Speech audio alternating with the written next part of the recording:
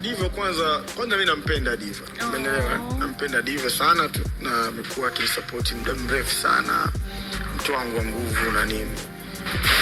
Wewe hapa Diva kashafanya hiyo mama. Kisha connect. Sio chochote kinawezekana. Kwa Rihanna si msanii tu kama mimi. Kwa hivyo japokuwa ranki zinatofautiana. Huwezi jua wasanii wanapokutana kitu chochote kinaweza kufanyika. Na ulikula kisi hapo mwanzoni. Diva kala kisi. Unakumbuka ilikuwaje? That guy is a good kisser. Sometimes I still think about that kiss. Yeah, man, sometimes I'm like, oh gosh, Ali is so amazing. Yani, umeona hapo ulipoona cheza kwa na Black ya? Nakumbuka yeye. Ilikuwaje? Nilikuwa nampenda Ali sana. Yeah, mlikuwa kwenye mahusiano. Kabisa, Lil kabisa. Yep. Na bado unampenda? Yeah. Ikitokea nasema bana turudiane bana. Mambo mengine endelee. Sasa simpendi kwa hivyo sasa hivi. Yes. Ilikuwa ni kipindi gani hivi ambapo mnakuwa kwenye mahusiano na Alikiba? Muda mrefu mno. Okay. Before wote tulikuwa tunasikia wote Alikiba.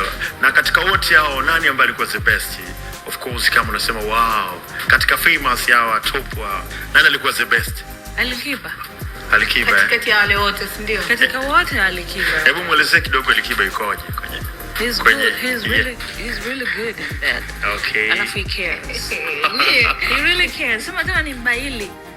And he's not giving money, and by that time nilikuwa maisha yangu ya lifestyle yangu nakaa kwenye apartment $2500, yani kawaida. So hakuwa anaweza kufix all that. Okay. Katokea mwanaume Mjerumani mwenye ananipenda. Na nikamwona is cute nini. Basi akawa ananitekea financial and nikaenda for her. Na mpaka sasa hivi nafikiri ndio niko naye. Wakawa wanasema ni AI bana. Unajua nilikuwa natamani sana kuweza kujua kuhusiana na. It's not even AI. Okay. Why are they saying it's AI?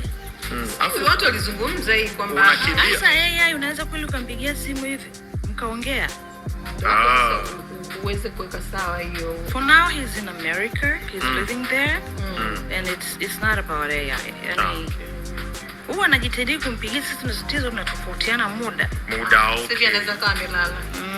Hivi tulikupigia simu hapa na Suma Mnazareti. Suma Mnazareti. Au kupokea. Kwa nimelala na nilimwambia nitakuwa nimelala. Umeona babe is not available. Yeah, sure. Sasa kuna Mjerumani tena kuna Suma Mnazareti. Mbona kama tuchanganya Diva? Suma Mnazareti vipi? Hebu muelezee ule mshikaji. Anakuita bei. Huyo ni Diva the Boss akithibitisha namna gani ambavyo penzi lake na Alikiba lilikuwa very sweet na lilikuwa linaukonga sana moyo wake. Watu wengi wamekuwa kimkosoa Diva kutokana na hiki ambacho amekizungumza, lakini pia lifestyle yake, maneno yake ya kejeli na kashfa na vitu vingine kama hivyo. Lakini yeye amesimamia msimamo wake ule kwamba haishi maisha ya kawaida, anaishi maisha ya gharama na anaishi sehemu nzuri. Hawezi kuishi sehemu ambazo hazina quality ambayo yeye anaitaka, na skincare yake ni zaidi ya milioni 6 kwa mwezi. Yani ngozi tu inakula milioni 6 kwa mwezi. Kwa hiyo hayo yalikuwa ni maneno ya Diva kipindi ambacho anafanywa interview pale EFM. Una maoni gani kwenye sehemu ya comment?